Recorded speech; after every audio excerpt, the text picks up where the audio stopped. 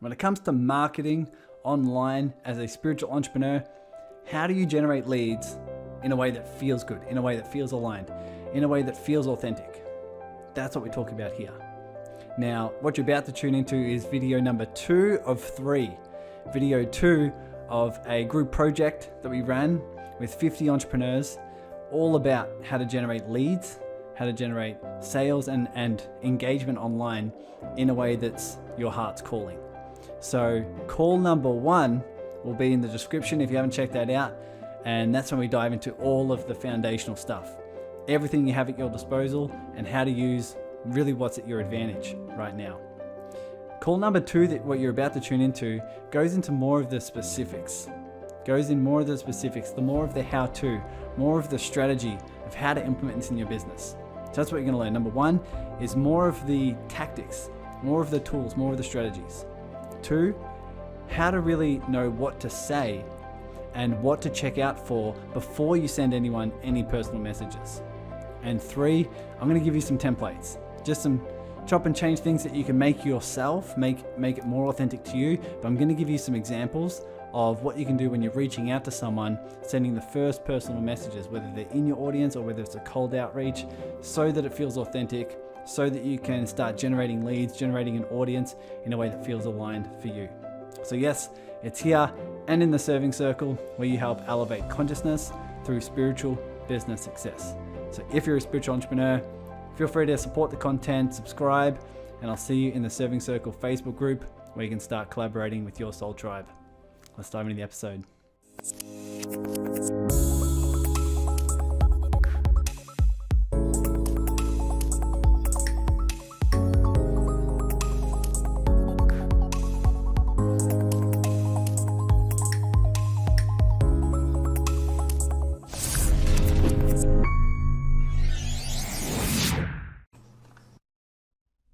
Here we go, underway. Call number 2. What do I want to say before I bring up the slides? First of all, let's repeat this for anyone who's watching the recording. We're going to go over some more how-tos. We're going to go over some things that are going to allow some more practical strategies, some tools, some tactics. So when you're asking yourself the question of, how do I use this?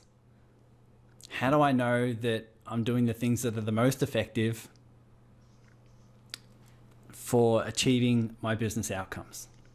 Now, aid of warning.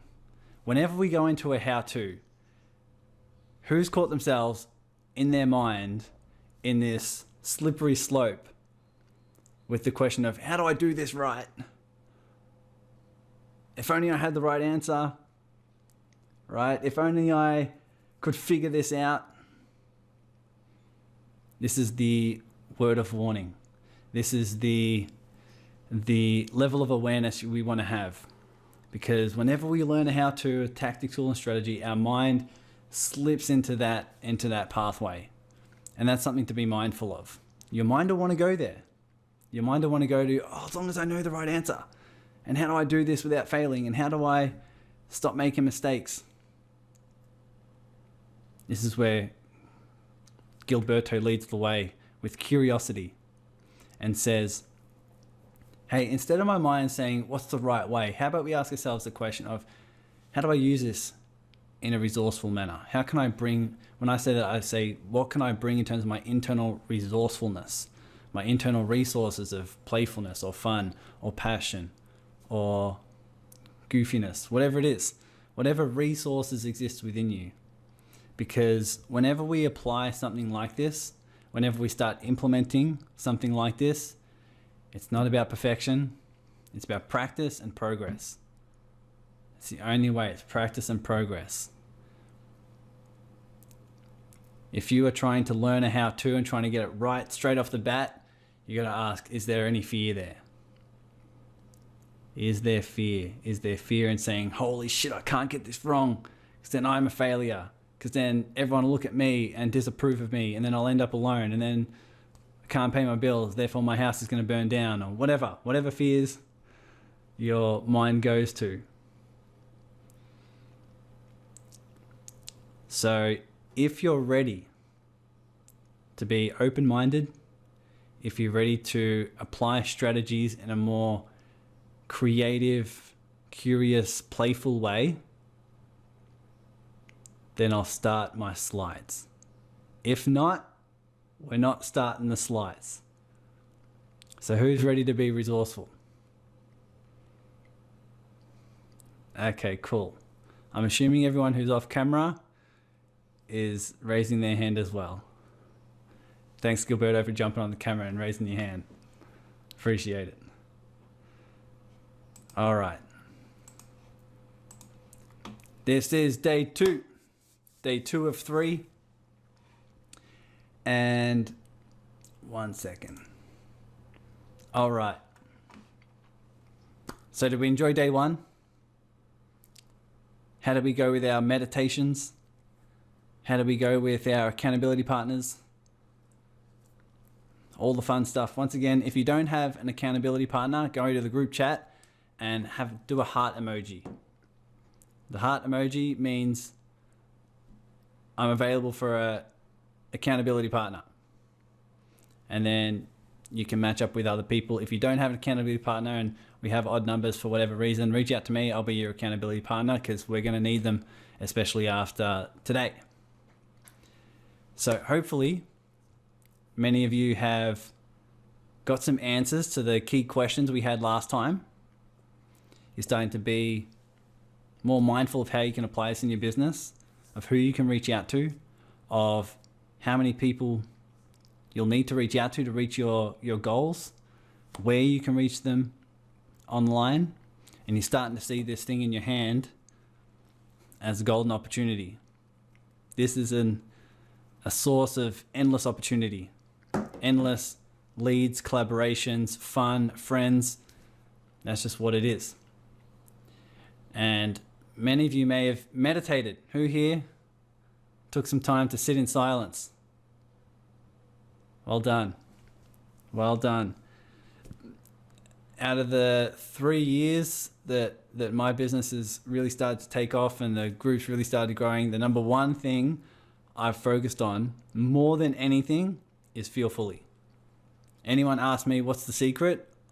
I say, you're not going to believe it. And they say, try me. I said, feel your goddamn feelings. Feel your feelings. Secret of life. Who would have thought? But the more you can meditate and heal a lot of these inner wounds, a lot of inner patterns, what flows through is just such a grace that allows your business to expand as your soul does. So the more you take up that meditation, the more you'll see the tangible results start to shift outside of you as a byproduct of that. So that was exciting.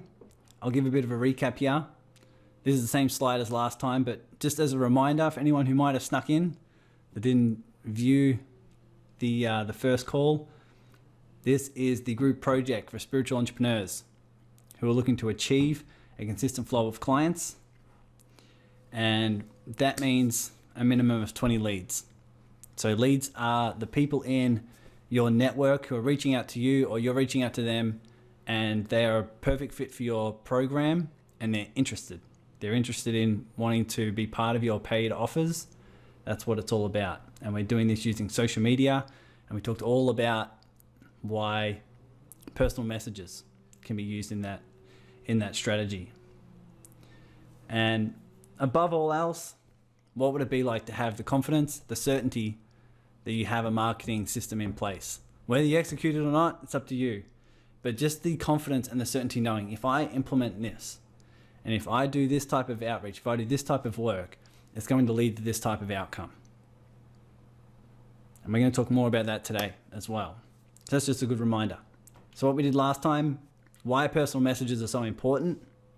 We talked about the fear jar, right? So understanding your fears, your judgments, your attachments, and where you're in resistance.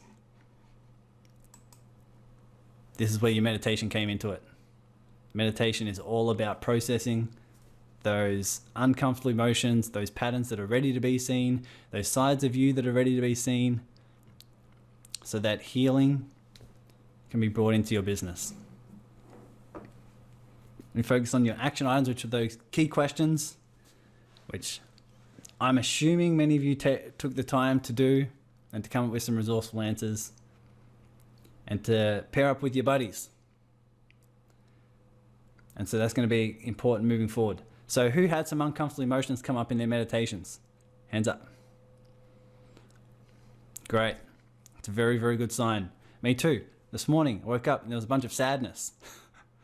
And I just sat for an hour before my run, decided to sit with it, hold a loving safe space for it, and recognize that all these emotions are coming up because they're coming out. They're coming up because they're leaving. It's just you're peeling back layers of the onion so you can get closer and closer to that core wound, which is ready to be seen and healed. Even before this call, I'm just sitting in sadness and being completely okay with it, just sending it love, allowing whatever it needs to do. Right? So if you see a few tears as I do this call, we welcome all of it. So that's a good old recap.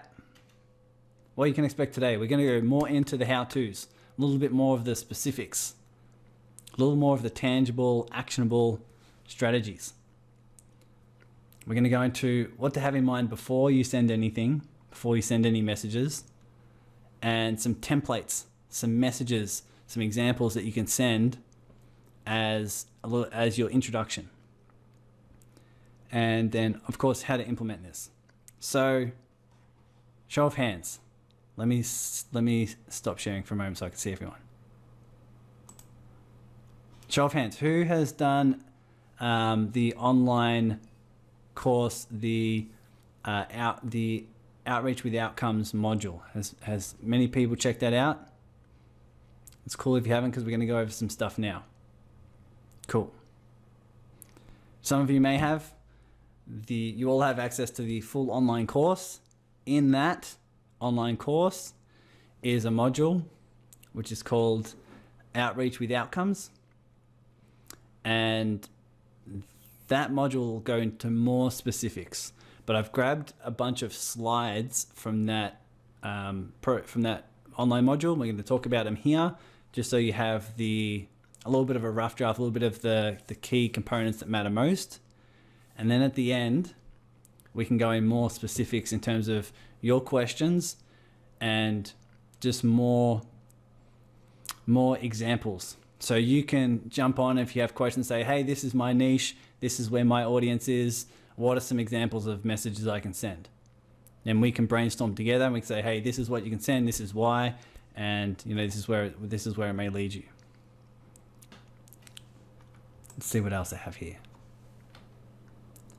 So yes, we also, as I just described before, need to understand what's in the way here. We can anticipate what's going to get in the way as we learn some of this stuff. There's going to be fear, doubt, and worry, of course. There's going to be confusion of the how. This is what generally comes up. So I'll remind you, fear is a good sign. If you're confused, if you're fearful, if you're worried, if you're feeling anxious, if some things inside you are freaking out, it's a good sign. It's a very good sign. And the reason being is because these are the patterns that are coming up to be seen because they're leaving. Another way of saying this is your heart's calling you to something outside your comfort zone because that's where your expansion and growth is. And this type of exercise, content, this type of program is getting you to that edge. And now in order to take that leap, you have to heal what needs to be healed, see what needs to be seen, and therefore become the version of you capable of taking the leap. Let me give an example. If you have fear that if I reach out to a bunch of people, I may insult them, I may be annoying, they may see me in an unfavorable light. Now the question is to become that version of you who's capable of doing the outreach necessary to making the impact that you're here to create. Wouldn't it make sense that you would need to heal the inner wound that says, who and what I am is the opinions of other people? Now that's just one example. But I can guarantee you, by working with hundreds of business owners and coaching them one-on-one and doing this work deeply, I've seen the pattern that every single thing coming up within you is something that's there to be healed, because at some level it's helping you strengthen the version of you capable of achieving what you're here to achieve. So it's a very, very good sign if you're feeling a lot of fears, doubts, worries, concerns. Hold space for it. And this is the safe space where we welcome all emotions and we feel fully, and that's the reason, because we know it's part of your spiritual and personal development. And of course, what's in the way is the mind saying, how the hell do I do this? Well, we're going to cover this. We're going to cover more details, and I'll answer questions at the end so that it can be specifically targeted towards you as well. And of course, you'll start to see an opportunity. There's many, many opportunities here. Here's one that I really encourage you to grab with both hands. And the opportunity is to focus on what matters most. I have a lot of people reach out to me wanting advice and tips and tools and that sort of thing in growing their business. They have a look at the Serving Circle and they have a look at my content and my podcast, and they reach out and they say, how are you doing all this and how are you getting these results? And then I dive into, some ideas and questions, and then I ask them and I say, what is it that you're doing? What are the outcomes? What are the goals? What are the results? And the things that they're doing, the things that they're spending most of their time doing, it does not have the outcome in mind. If you have an outcome of revenue, of audience growth, of clients, number of clients, my question is, the things that you're doing throughout the day, is that leading to the outcome? Is it the most effective amount of your time to lead to the outcome? So I'll ask them, they're like, I want 6, 10, 12, 20 clients. And I'm like, okay, cool. How many enrollment conversations have you had or are you planning to have? How many conversations like that have you been having?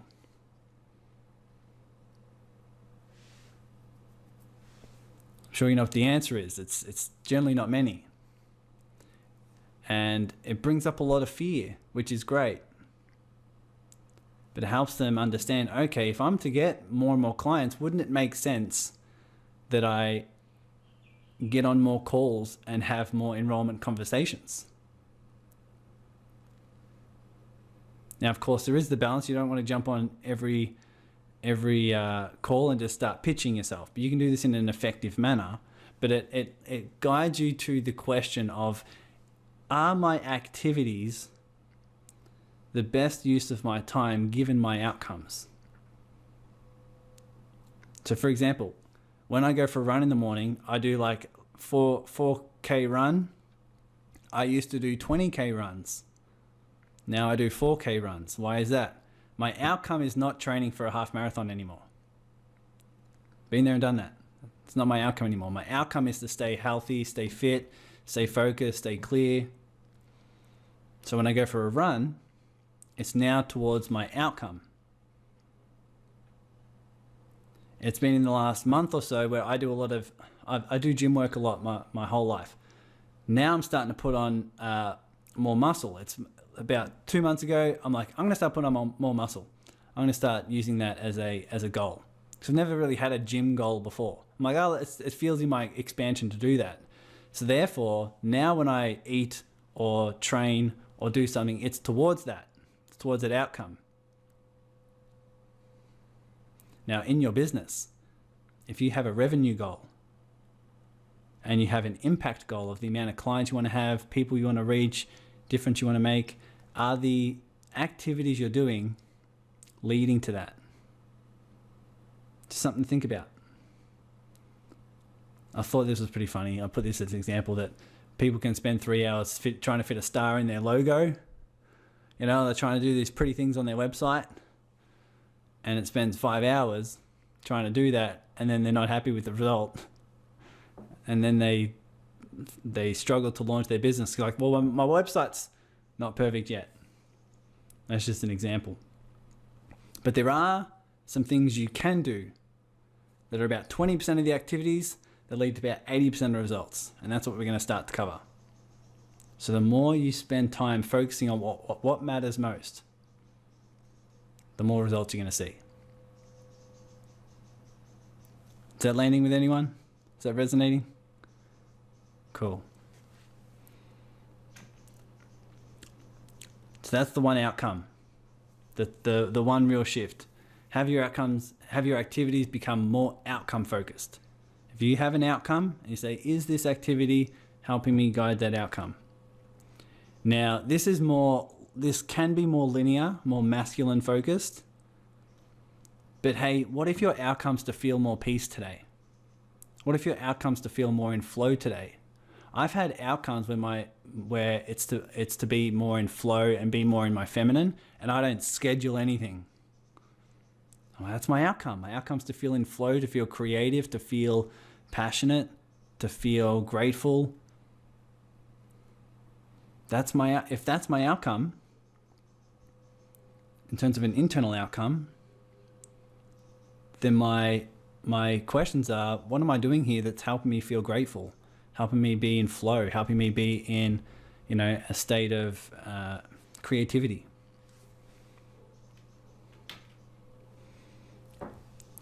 Now here's what might be a bit triggering for some people, which is awesome. It's not my job to make this comfortable. But many people are avoiding stepping into the role that their business needs. What's the role your business needs? If you see your business as an entity, if you see your business as something that's an energy in and of itself, what's the version of you that you need to step into? What's the role you need to step into that business needs? And if you're not doing that, you have to think, what's the emotion I'm avoiding? What's the emotion I'm avoiding by not stepping into that role that my business needs? Is it to be more bold, courageous, more influential, more passionate, more determined?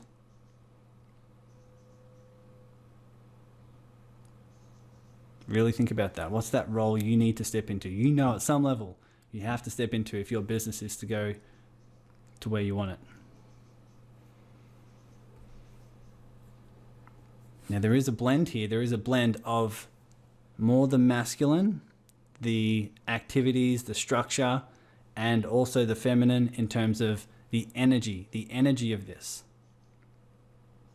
But here's what I found. Many people are sticking to their energetics, and they're sticking to trying to stay in alignment because they're so fearful of their masculine. They're so fearful of dedicating themselves to a goal. And in order to expand not only the way you evolve spiritually and personally, but also for your business, is for you to also follow what feels most exciting, but also most scary. If it's scary for you to set a goal and be determined and be resourceful to create that, there's parts of your soul there to reclaim. So this is also a question of energy and alignment. But you have to ask yourself the question, are you overdeveloped in trying to stay aligned and trying to stay in flow, where you've missed, where am I being expanded to that's also scary? What sides of me am I avoiding? And if you explore that, is that going to help you become more whole?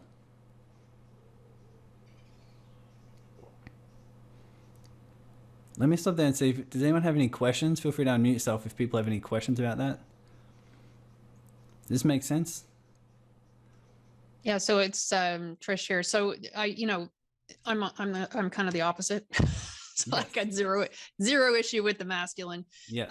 And needing to shift more over into. So do you have thoughts on the shifting more into the aligned feminine, because I'll just sit and I'll literally pound stuff out like for 5 hours. Yeah. It's all value add. It's all hitting objective. But then at the end of the day, I'm like, ooh, I didn't take the time to be careful about what I was sending out into the Ethernet. Yeah, exactly. Right. So the question remains, the same question is here. Whatever feels expansive to follow that, but also whatever feels scary. So for many people, it's going outside of the structure, outside of the hard work, outside of the hustle that is scary, that's unknown, right? So it's, if there's animation there, if there's some fear there, if there's some, if that feels like there's something there to reclaim, then that's something to also follow. So some people may have an overdeveloped masculine, some people may have an overdeveloped feminine.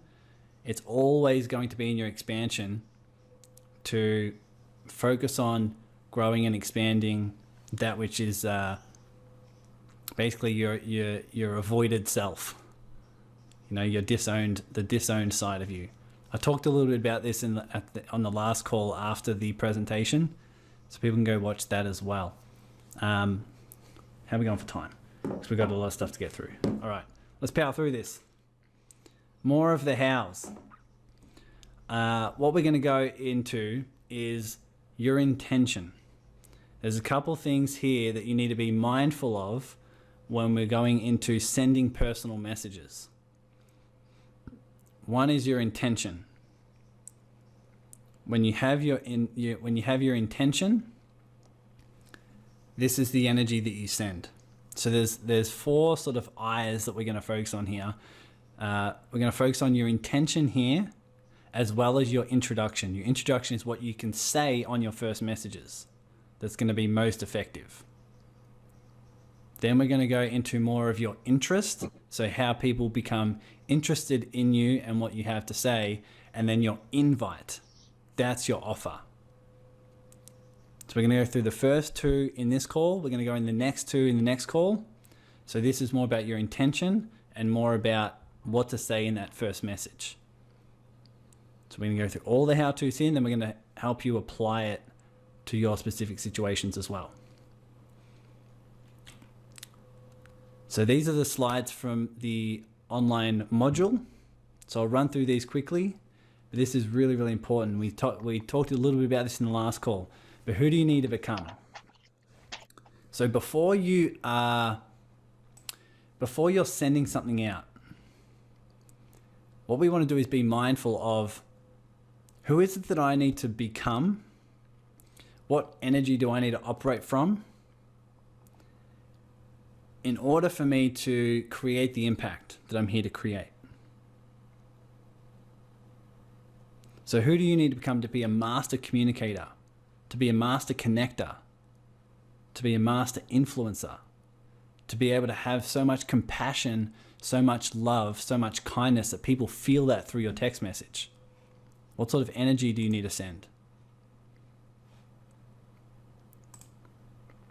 So like yesterday, I was welcoming people into the serving circle, welcoming new people.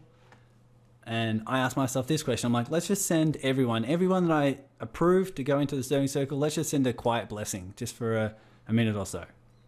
Even if it's just like 10 seconds, just send a nice little blessing, just energetically welcoming them to the group, and just hoping they get what they need. Question is, from your heart, what is it that you want to feel? What is it that you want to resonate with when you're sending someone a message? Here's also the question, if you don't get a kind response back, if it doesn't pan out the way your mind thinks it should, how will you respond? This goes into the question of, how is this helping me evolve into the version of me I know I'm called to become? We're going to face these challenges. That's what business is so perfect for.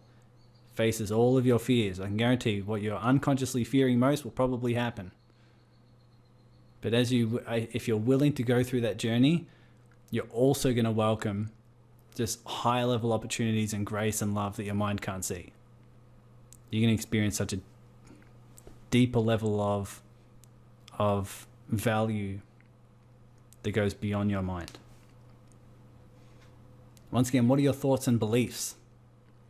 What are your thoughts and beliefs about business, about yourself, about your audience, about the messages you're sending? Are you sending it thinking, this is a waste of time? This is going to be useless. They're probably going to hate me. I don't even like my Facebook profile picture. Like, where is your focus and what are your thoughts? What are your beliefs about this? But what if your thoughts and beliefs are around, I'm connecting with this divine soul and it's my heart's duty, it's my heart's calling to be of service to this person? What if you're excited by that? Once again, what do you want to feel? What if you're excited by it? What if you're curious by it? What if you feel just this loving, passionate path that you're on and everyone you come in contact with is a part of it? Is your energy going to be different? Are your responses going to be different? Are the results you feel in your business going to be different? So some key questions there. Once again, there's no right or wrong way to do this. There is no right or wrong way. This is all a learning process. This is all progress. But what you'll experience is you have to start doing this and getting into the game to therefore start to learn. Start to test and tweak. Once again, it's not about perfection. It's about practice and progress. All right. Shall we talk about authenticity? I'll go over this very quickly because it makes a lot of sense. It's just a great reminder. Who here can anticipate or has felt in the past when they're sending a message saying, oh, what do I say? And how do I say it? And what if I say something wrong? Once again, keeping in mind of that fear jar, where are your fears? Where are your judgments, your attachments, and where you're in resistance? But what if you sent a message? What if you got a message from me right now and you felt this vulnerability in the message and said, hey, I'm reaching out to you and right now my hand's a little bit shaking because I never send personal messages, but I thought, hey, this person seems awesome. So I'm sending you a message. I'm scared. I just want to say hi. How are you going? What would you feel if you felt my vulnerability through the phone?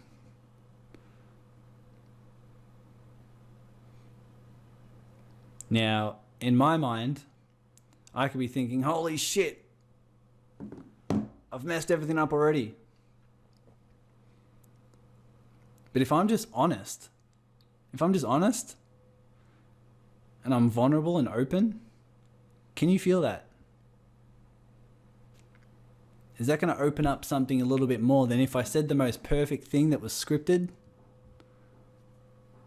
and said, hey, this is what I do for business and I saw this is what you do and then this is what we can do next. And it was a perfect scripted thing to say, the perfect thing. But at some level you felt the energy of, this is what this person just sends out these for a living and has never really looked at my profile or never really took the intention to make it personable. So when in doubt, be authentic. And by authentic, I'm like fearlessly authentic. Show all sides of you that are goofy, sarcastic, fun, passionate, whatever. It's all welcome. So also be authentic. Check out their profile. Mention something about them. If you're scrolling through their Facebook feed on their personal page and you see something you like, give it a like and comment. Mention it in your personal message. Say, oh, I saw your video about this. So can you ask yourself more resourceful questions around how can my heart come through in this message? How can I be more authentic? How can I be more openly me despite the fear? do you think that'll allow more people to get to know you, not just what you do, but who you really are? Vulnerably, authentically, your energy, your passion.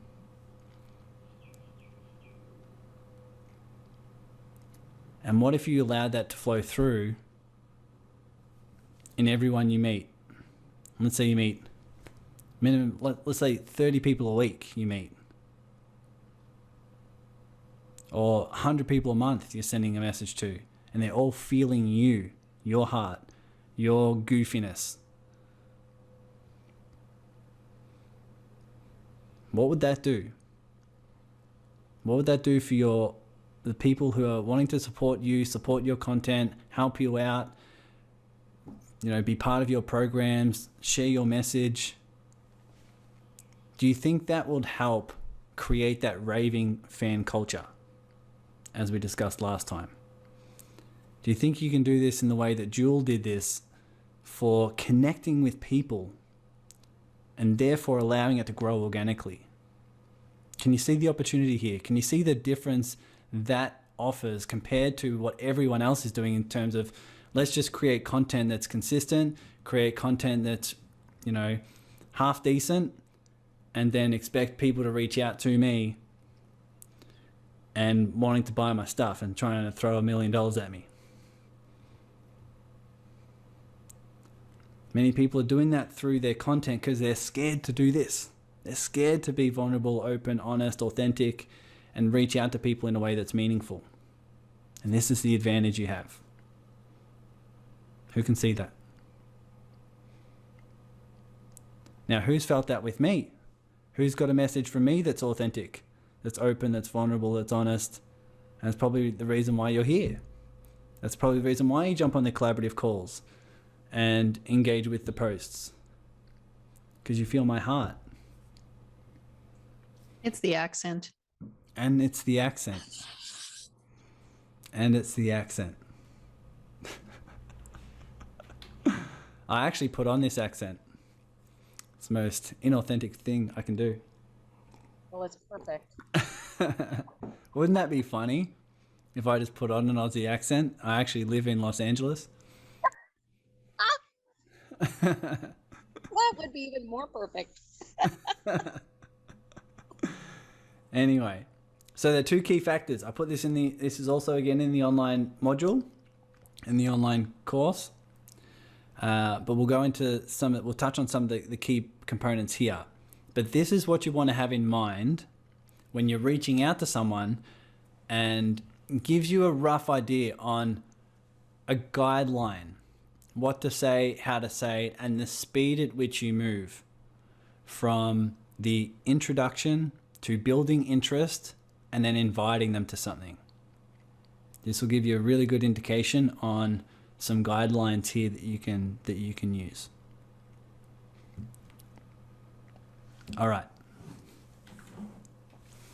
Obviously, factor one is context. Who's ever been on a date? Who's ever been on a second date? Who's ever been on a 10th date? Who's ever been married? I'm sure as you go on dates with your partner, whether it's your anniversary, your 20th anniversary, whether it's your first year anniversary, whether it's the first date, doesn't that give some context as to what you should say, how you should say it? We all know the analogy, you don't propose to someone on the first date, right? Exactly the same here. So the context is going to be key in understanding. If I reach out to someone and they're on my personal page and I've talked to them 50 times before, and I reach out and I say, "Hey mate," it's very acceptable, right? If it's a cold outreach and they don't know me yet, and I say, "Hey mate," they're not going to respond. Odds are. But what if I've never talked to them before? But the reason why I'm talking to them is because Anna sent them to me and said, "Oh my God, you got to meet Tyson. He's this crazy American putting on an Aussie accent." And you connect me. Because you connected me, what happens? There's more rapport there just built through context. So I can instantly get them on the phone and say, and let's have a conversation of how we can help each other. But if it's a cold outreach, there may be more risk in getting on a phone call. So always ask yourself, what's the context, right? Did someone connect you? Is it a warm lead who already likes, knows, and trusts you? Have you messaged them before? Is it cold outreach? Do you have some authority and credibility? So if they've joined your group, for example, you may have never talked to them before, but if they've joined your group and they see you as the group leader, you have a little bit of more credibility and authority there to start sending them some things, right? So if someone joins the serving circle and I give them a link to the Zoom calls or the welcome pack that we've created, or the Spirit in Business course, it's more acceptable. It's more likely to be received because there's some authority there. But if I reach out to you, you've never talked to me before, and I say, "Hey, here's a link to some of my stuff," and you'd be like, "Why are you sending me stuff? Why are you sending me stuff?" Have we all felt this before? This is important to remember. This is what's going to make it most effective. So this will determine the level of barriers that exist between you and the other person. When you reach out to someone, they're at some level got some barriers up. As when someone reaches out to you, you've got some barriers up. Now that's going to differ. We don't know the level of barriers people have up, but we can predict, we can anticipate, given this knowledge. Right, if someone's walls are going to be up, they're going to be defensive. And as soon as you send something to them, they're going to be like, "Why the hell are you sending me this?" Right? But if you say, "Hey, I'm the leader, I'm the owner of this group that you just jumped into. To get started, here's some things you can visit," they're like, "Okay, cool." Make sense? Cool. So that's the context. Factor number 2 is what I call risk versus reward. So everyone has this unconscious question. This is so important. Everyone has this unconscious question they ask themselves when you reach out to them. Is it worth it? What's in it for me? Is this worth it? They unconsciously evaluate. What's the risk versus reward in continuing this conversation? There's always risk involved in continuing a conversation. So they're asking themselves, what's the risk versus reward? If the risk is too high, they're going to drop the conversation. But if the reward's there and the risk is lower than the reward, then that is then they'll continue the conversation. Like the power question. The power question around who can I send your way that would be an ideal client or a key source of collaboration? Helena said, last call said, "Isn't that risky for the other person?"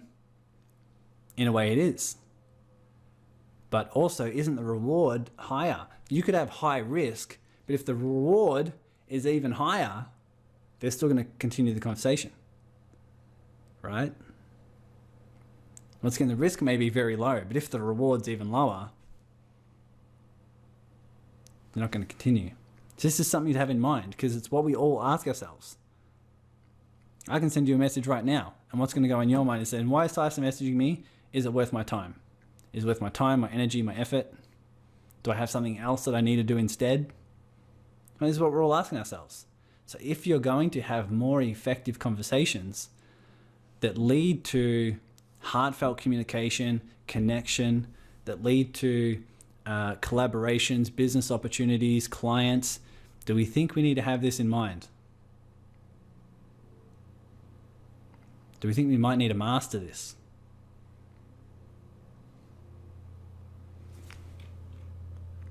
So that's your task.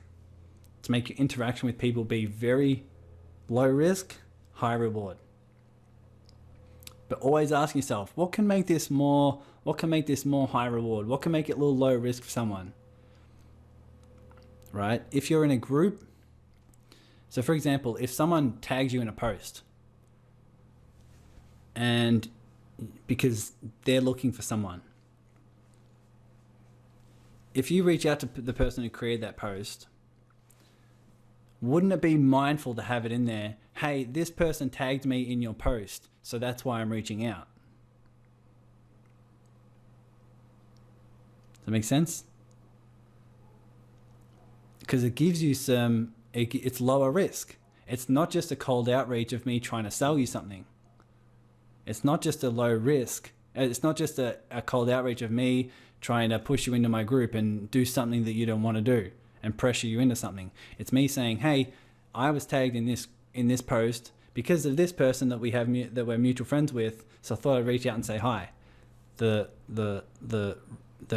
risk goes down. The barriers go down.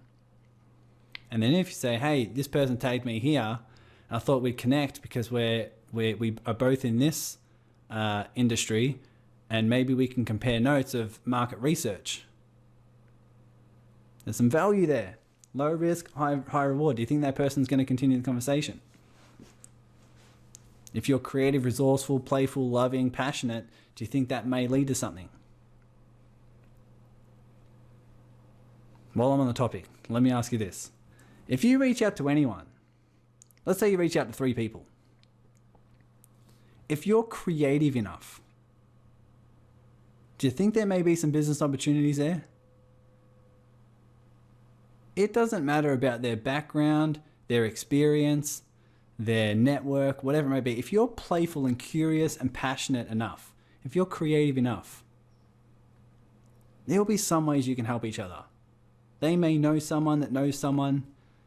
They may have experience here. They may have access to certain things. They may have some keys and tips and tools and strategies that you might not have. The question is, are you willing to see the opportunity? If you see everyone as just divine beings who have an opportunity where you can both expand and grow, that's going to lead you somewhere. All right. So reminders. So is this person going to sell me something? Are they going to make it uncomfortable? Can I trust them? A big one is time. Is this person worth my time? Is this conversation worth my time, energy, effort? Because I can spend it doing something else. The brain's always trying to save calories. The brain's always trying to save energy. That's why we ask ourselves this question of, is it worth it? Right? We're always asking ourselves, is this worth it? Because our brain it burns what, 70% of our calories or something.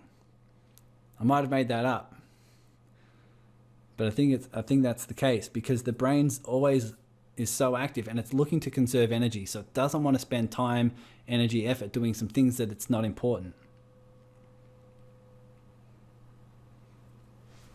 So when someone sends you a PDF that you don't know them, they say, hey Maria, how you doing? I just randomly saw you here. I don't know you yet, but here's my PDF. What does your brain do? Your brain's like, is this worth it? And it's probably not worth it. Now here's the thing, it's low risk. It's low risk when it comes to survival needs. But in terms of your time, energy, effort, it takes quite a lot of effort to click on the link, open it up in some sort of browser on your phone, probably takes up some of your data, and then takes time to read it and say, why the hell am I reading this thing? But if I say, hey Maria, welcome to the Serving Circle, this PDF is going to give you the links to this, this, and this, so you can get started right away and connect with these sort of people, might be a different response, because you can see the value there. The risk versus reward ratio is different. I think I've made my point. Reward. So they're asking themselves, why should I continue this conversation? What's in it for me? Where can this lead to?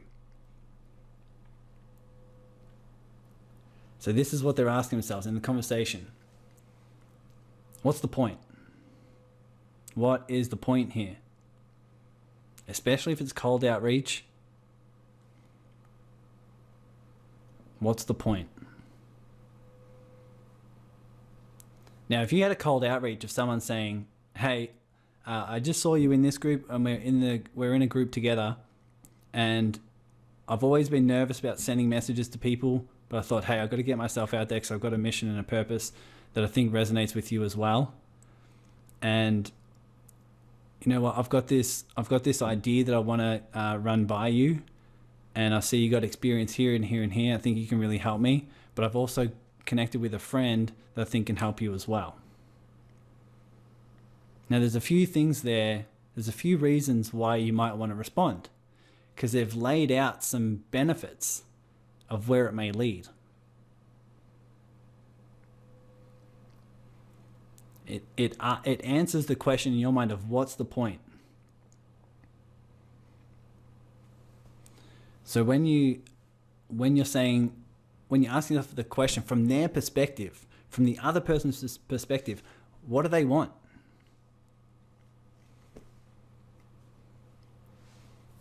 Right? What would be value for them in an interaction that's also low risk? Or even if it's high risk, but the reward's even greater.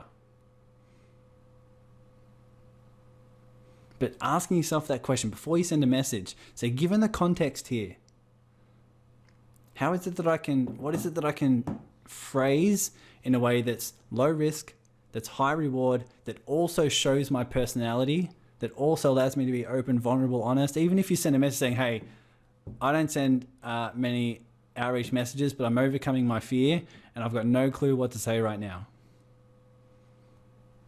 What if you just said that? Even as an exercise to get over your fear. Someone's probably just going to go, bravo, congrats, on overcoming your fear. So this is what I asked myself when I was starting to engage with other business owners here in Melbourne, like my friend Johan that I explained on the last call. I'm like, from his perspective, he's looking for clients. He's looking for opportunities. So why don't I just go ahead and ask him that?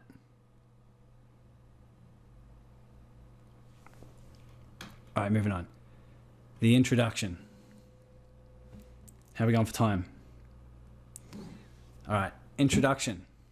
These are what you say in your first messages. Who, from what we've heard so far, has some good ideas, or at least some more insight in terms of what they can say in a first message? Cool. Now I want to go through this because I want to get to some Q&A. I know there's going to be some good things coming up for the Q&As. So I'll go through this a little bit. So your introduction is really what you say first. So where can you do this? We sort of covered this last time, but social media contacts, groups, in your posts. Here's a good thing to build some momentum really quickly. To build some momentum, reach out to the people who have engaged with your stuff. Those who engage on your posts, on your content, on your personal page, for example, on Facebook. Those who like and those who comment, reach out and thank them. Reach out and thank them. Why are you doing that? Because you're a thankful person. But also, it can lead to some conversations around what you do, what they do. It can get some momentum moving.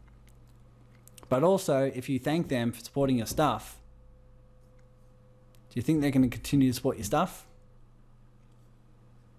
Of course. Do you think you're going to continue to support their stuff? Of course.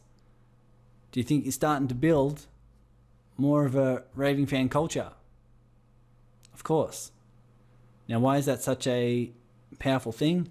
Because all you're doing is thanking them. Is that low risk or high risk?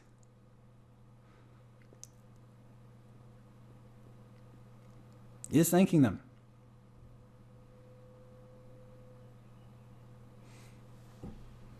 All right, that's just a little side note.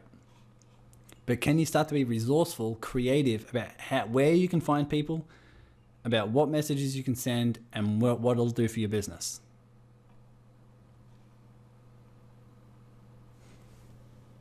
All right.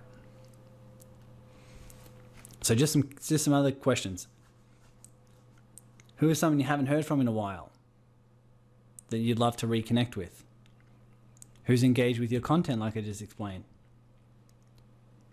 Who's your heart guiding you towards? If you go to your social media on Facebook and you start scrolling through your friends, who's someone that just calls to your heart and you don't know why?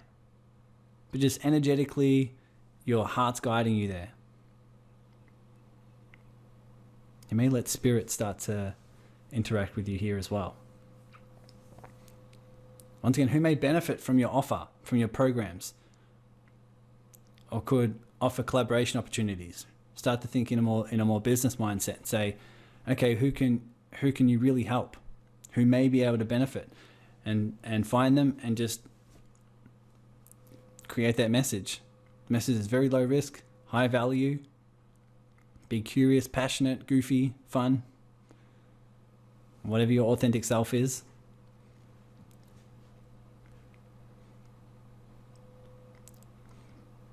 When it comes down to it, very, very simply, if you want more sales, present more offers. Now that isn't necessarily the case for large organizations. It can be more strategic with doing certain things. When it comes to building a business online, especially those who are solopreneurs who may have a small team, I can guarantee you, it's instead of trying to fine tune everything, it's just simply ask for more sales. It's simply present more offers. Not only because of the numbers game, but also because of the feedback you're going to get. The more offers you create, the more feedback you're going to get. So you can test and tweak the things that really matter most. Simple as that. All right, applying these factors. So this is sort of just putting them together.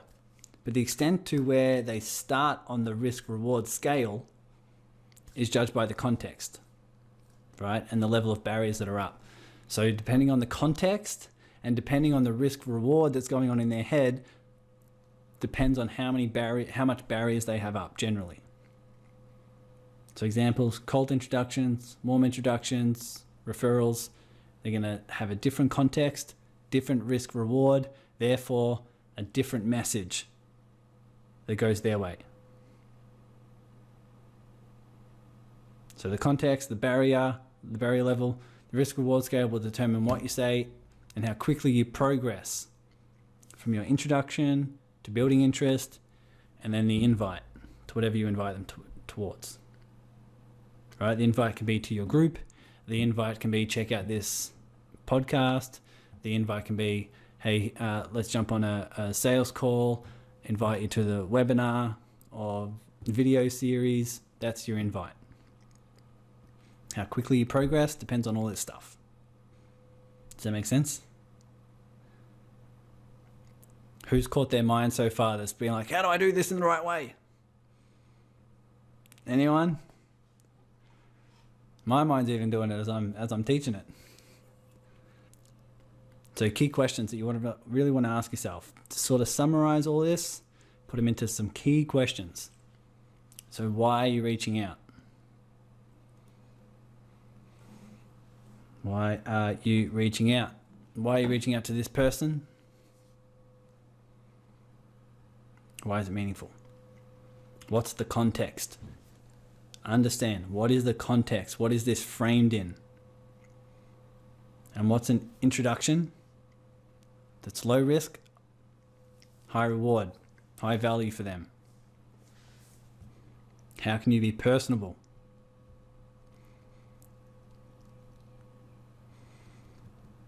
Now think about this. If you receive a message that's comfortable in its context, it's low risk, it's high value, high reward, and it's personable,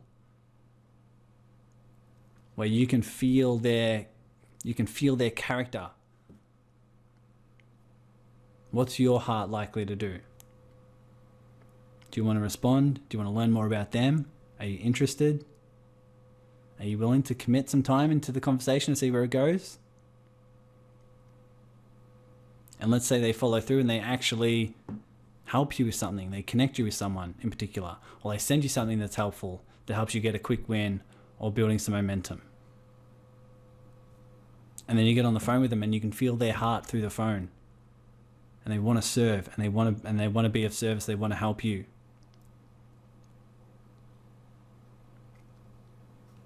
And they've laid out such high value for where it may lead.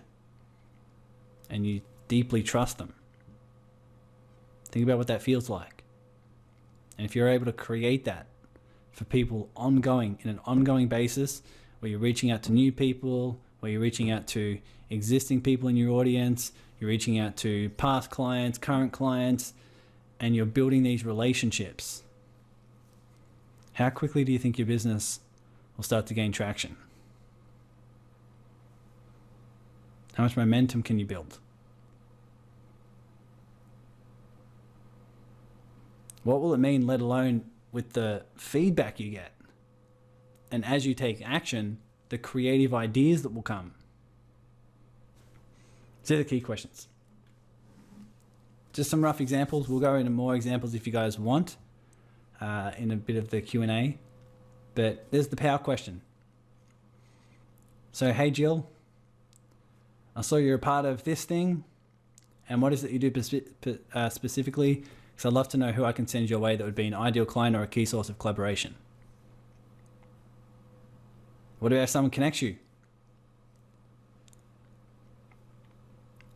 And say, hey Kim, or given this group, it's like, hey Kim, it's awesome that Kim was able to connect us.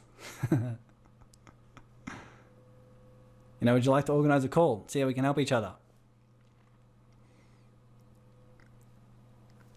Is that appropriate? It's very quick into a conversation. You've just met this person, but it's very quick into a conversation and a call.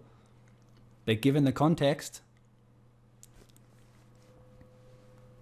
and if you wanted to have it as higher value, or higher perceived value, you can even have, hey Kim, it's awesome that Kim was able to connect us. She believes that, if we're in the same industry, we can help each other in this particular way. Do you want to get on a call? Or even with your posts, sending people messages. If you're not sure what to do, go through people who have engaged with your messages through posts, through likes, through comments, to say, hey, thanks so much for supporting my post. I hope it helps. How have you been?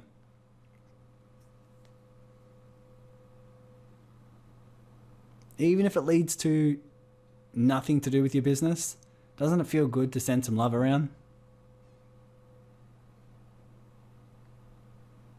To genuinely check in with people, send them some support. They're just some examples. But this is what we have so far. Just to sort of summarize it as a visual, you've got your goals. So you got your goals to do with your outreach. How many people do you need to outreach? How many leads do you think you need to achieve a particular revenue number? Which leads into more of the personal, internal things. Before we act on anything, we say, who does it I need to be? Another way of saying that is, who's the version of me inside who's already achieved it? And how resourceful am I willing to be? There is nothing you can't achieve with the right level of resourcefulness. It's just a question of how patient, curious, passionate, loving, playful, determined you're willing to be.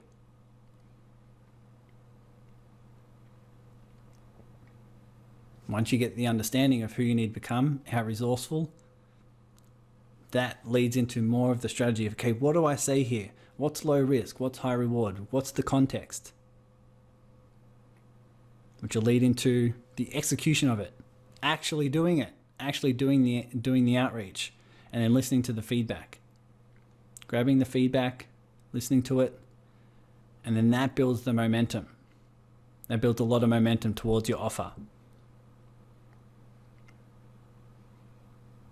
So next time when you launch something, whether it's a webinar series or a ebook or a something or a lead generator, or you're doing a particular launch of some sort, you now have a warm audience of people who like, know, and trust you, and you have a raving fan culture who's willing to not only jump in and invest, but also who's willing to spread the word. Make sense? You'll see how it ties in together. Took me 4 hours to create that slide. No, I didn't. I'm joking. So here's your exercise right now. Shoot someone a message while we're on the call right here for the next 3 minutes. I'm going to give everyone just a chance to build some momentum and to send a message to someone. So whether it's someone you haven't connected with in a while, or whether you just scroll through, or whether you send a message to someone who's liked your stuff, if you want to send me a message, who knows? I'm going to give you 3 minutes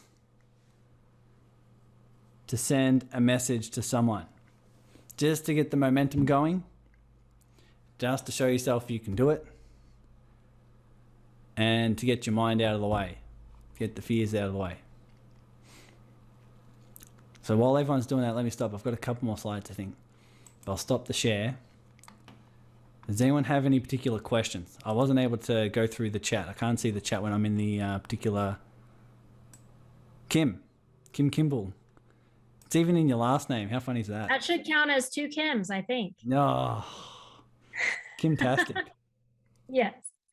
Okay, so my question is, I love your power question. And I'm just trying to rack my brain as far as like what would be a power question that would work for my business, because I don't work with business owners and my people are not concerned about connections. Mm-hmm. So for me, I help women with in the area of their relationships. So partners, family, friends, coworkers, and, specifically I help with healing codependency and people-pleasing relationship patterns. So the difficulty with that is it's not necessarily something that you want to be like, you're a people pleaser or you're codependent, like, how can I help you? It's a very sensitive topic matter. It's not something that you want to like call someone out on per se, so I'm just curious between you and Hive Mind here, if anybody has any ideas of a powerful opening question. Cool. Does anything come to mind for you first? If you're to say, okay, if we're to apply this and ask ourselves, what would be a resourceful question? Something that I can reach out to them that's high reward, low risk, where it takes in mind their perspective. What's something that comes to mind for you that could be creative, that could be fun, playful, whatever it may be? The thing that comes to mind for me is like, are there any relationship sticky places that you have in your life right now that I could help you with? Mm-hmm. But to me, that feels very high risk. Mm-hmm. I'm asking them to get very personal, very fast. It could be. So that's up to you to sort of feel into the context. Do you know this person? Right? Do you know them? Is it your husband? Is it someone? Is it someone who's sort of been following you for a while? And you can. So that's given the context. But one of the things, one of the ways in which you can do is build up to that question. Right? Many people. I've had a lot of clients say, but I don't know what to say. And I say, reach out to someone and say, hi, how are you? Right? It's an appropriate way to start a conversation. It's when we're in our mind that says, I don't know what to say and I need to say the perfect thing. That's really where we get stuck. If you say, hi, how are you? And then all of a sudden the conversation starts. Okay, that wasn't so hard. So Kim, can you see that if you were to reach out to someone, let's say you're in groups, let's say you're in a group and it's all about to do with relationships, if you were to reach out to someone before you have in mind, is this person a client? Is this person someone that I can help? How do I get them on a sales call? Can you see how you can start a conversation, build up some rapport, build up some momentum, build up some interest first, in order to therefore start asking them more business questions around their challenges, around their goals, and if you can help them? Yeah, absolutely. I think I have tried that a lot, of those open-ended questions of just, hi, how are you, et cetera, et cetera. And it often falls flat for me, of people just not responding. And I think after listening to your message and everything, I felt like maybe that was too high risk as well, right? The questions like you were talking about is this person going to sell me something? Where's this conversation going to go? Is it too open-ended even to start with that? So I was really looking for that power question that would be that high risk, low reward factor to even open with, rather than such an open, generic, how are you? Because I think that does put up people's defenses. Yep. Of, I don't know you. I don't know what you want from me, Great. My when it comes to this, if you say hi, how are you, generally that's to get something out there for you to overcome the fear of you sending a message. So it's something to get the ball rolling. But I like how you're listening to the feedback. It says, hey, a lot of these conversations are falling flat. Okay, why could that be?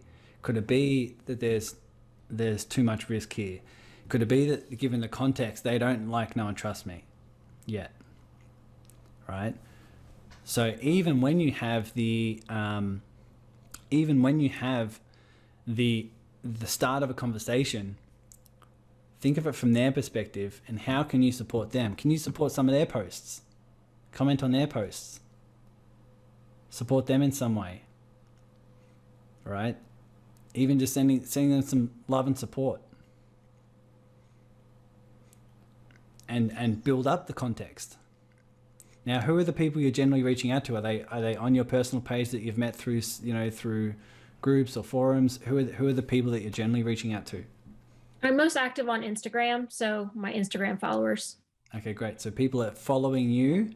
Yeah. And is it to do with a particular theme around relationships? The people that are following me, or yeah, how do they find you and follow you, and do you follow them back? Is there any context there?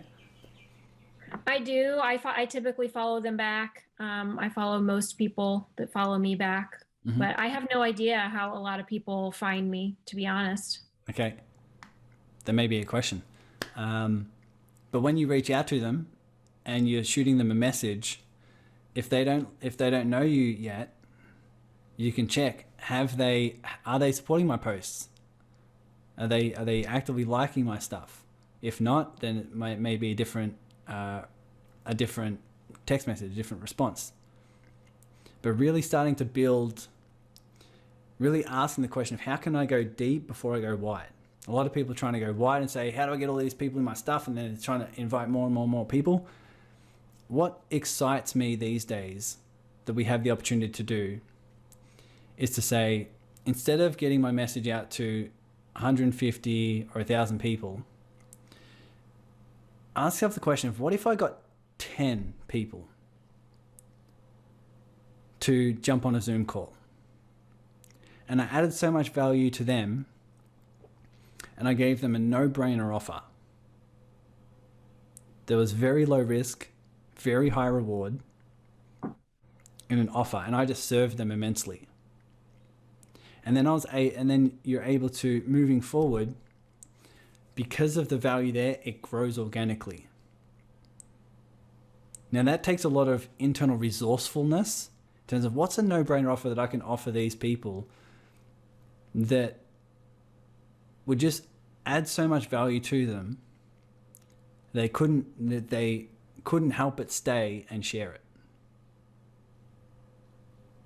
To me, these are high quality questions that you can really think about, that may offer more results than trying to get out to more people and offer it to more people. There could be a bit of both. Of course, there could be a bit of both. But more people are trying to go wide my question is, how can you go deep? Ideally, you want to do a bit of both, right? But most people are missing the deep pit. They're missing the deep bit of saying, how can I just get a small group and allow it to grow because of my creativity and flow and the amount of resources I'm able to add here and the amount of value I'm able to add. And then you have 10 raving fans. 10 raving fans can add so much to your business than 1,000 people who kind of know you.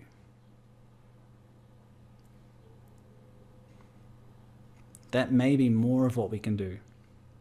And so, Kim, you can start to nurture these relationships, add value to them in a way, and consistently ask yourself this question. Consistently ask yourself, what is low risk? What can be high reward here? How can I add more personality here? How can I be more open and honest and vulnerable and more of myself? How can I get to know more of them? Right? If you were to reach out and ask them questions about their personal page, about their Instagram page, ask questions about their posts, do you think they're going to respond? What if you said, what if they had this video around relationships or around health? Let's say health. Let's say they have this video around health and you've found it curious and you were curious about it. If you reach out to them and say, hey, I saw your video on health and I saw how you were saying this, this, and this. I've never tried this thing before. How would I get started? And it's genuine. Or you say, hey, I saw this post. Hey, your posts are really vibrant and clear. Do you use a VA or do you do this, or what tools do you use? Like, we know how to build friends. Your heart knows how to connect. This is one thing I put in the online course as well. All things aside, your heart knows how to connect with people. It's mostly a matter of getting the mind out of the way. When we get the mind out of the way, your heart knows how to connect with people. Who knows that to intrinsically be true? That your heart knows how to connect. Because your heart comes from a place of unconditional love and unity consciousness. Your heart knows how to do this.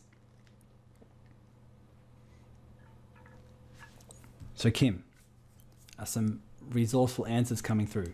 Are some ideas coming through? Do you think there's some barriers that have been broken here around, I need to say the right thing? Yeah, again, I think I just still have some questions around, I do feel like I have been doing those things and focusing on going deep and not wide and trying to ask just very open-ended questions. And it's, the frustrating thing is it still feels like there's some sort of high risk there that they're not wanting to step through that with me. So maybe it's just a question of continuing to do that with some folks, and the people that do engage, great. And if not, no worries, and cultivate the people that do, so. Here's what I can also offer, and something we can all be mindful of, is always be mindful, always be aware of your attachment to the outcome as well. It's really important to say, it's really important to know, when we reach out, we want to be resourceful, we want to be creative, we want to be authentic. We also don't want to be attached to the outcome, saying, oh my God, why aren't they doing this? And the frustrations there of like, I just need to come up with this answer, because if I don't, then I'm going to what? I'm going to feel what?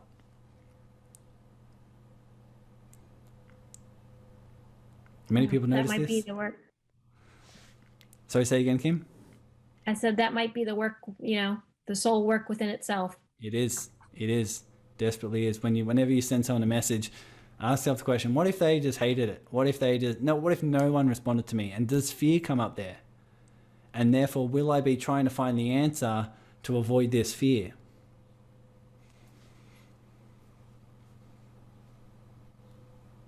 Key question. Thank you, Tyson. No problem. We'll tap back into this in a second, but I'm mindful of time. We have some hands raised. I want to go back to my slides because we have a bit of some homework, and then we'll open up for more Q&A.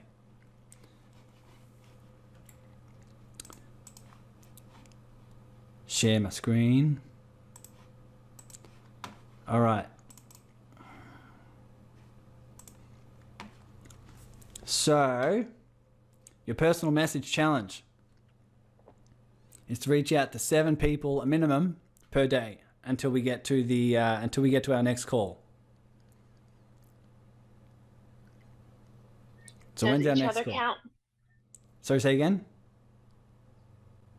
Does each other count? No, it doesn't count. Sorry. Ah, I get ya.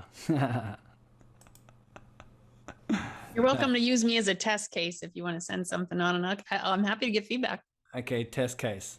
Sure, Test why case not? with Trish. So I'm not reach one out- of the 7 though. I'm not one of the 7. I don't know. So reach out to 7 people per day. So per day, you're going to send 7 messages. And it's 7 because that can be done in 5 minutes. Very simple. The question is, how much is your mind playing on this? But if you send 7 messages for the next 5, 6 days, 7 days, or at least until the next call, which I think is in 5 days, 35 people who you have reached out to and thought about these responses, thought about these questions, willing to learn, to get some feedback, whether it's people that have been on your posts, who engage with your posts and you're sending thank you messages, whether it's people in your audience who you know you need to engage with and you need to start asking them questions about their goals or their fears, whether it is about collaboration opportunities, whether you scroll an easy way, you just go to your personal contacts on Facebook, start scrolling through and see who calls to you. And as people call to you, send them a message, say hi. It can literally take 5 minutes. But it's 7 people minimum. If you want to do 10, 15, 20, if you want to do 20 a day, it's going to be a lot of momentum. So check in with your own energy. See where the fear jar comes up for you. Are there fears? Are there judgments? Are you attached to the outcomes? Is there resistance there? This may be what to meditate on.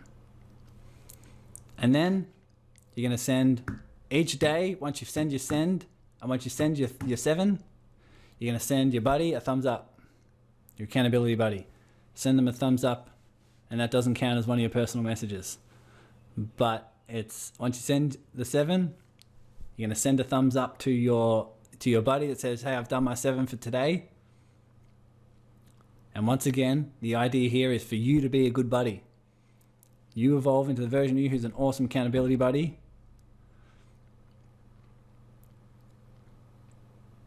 So how can you go above and beyond as an accountability buddy? In the next call, we're going to talk more and more about how to build interest, how to start inviting people to your offer, is where you really start to see the fruits of the labor of your outreach and your introductions. So this will help you as well, Kim, with how to keep the conversations going. This is a lot about just the introductions of what to say in your first message. In the next call, we're going to go on how to build some momentum with keeping the conversation going, with building interest. And not only building interest, but also how to invite them to your offers. So once again, the personal message challenge, 7 per day. 7 per day until our next call. And see what happens. Come from a place of love, passion, curiosity, playfulness. What else? Yeah, this is what we're going to do next time. Also, for next time, we talked about the 80-20 rule. I'll cover some of the fundamentals. That's like 5% that leads to 95% of the results. This is when we start to get into things that go beyond just the messages, beyond just the outreach, but start to the business fundamentals, the business foundations that really the 5% that leads to 95% of the outcomes and the results. So that's what we're going to focus on in call 3. you're going to see a lot of momentum there as well.